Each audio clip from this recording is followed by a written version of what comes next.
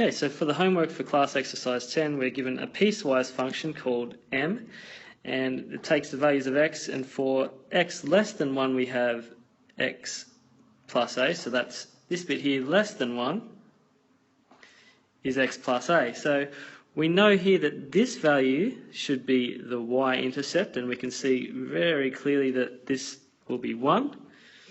And so we've now found the value of a, which was the first part of the question. The next part of the graph here we say is equal to 2 between 1 and 5. So this section here is equal to 2. As we see, it's a constant function. Nothing very exciting there. And the last part here contains b, which we want to find the value of. And that's where the function is bigger than 5. So here is where we have to do some thinking.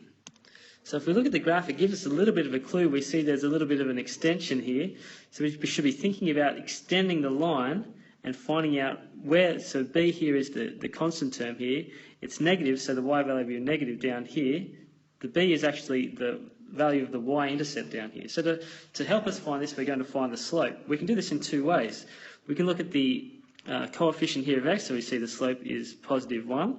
Or we could compare the rise, which is 2 here, divided by the run, which is 2. So the slope we could think of as 2 over 2, which is 1. So either of those two ways is okay. So once we know the slope is 1, well, we can think about what will it take to get down to here, to the y-intercept here.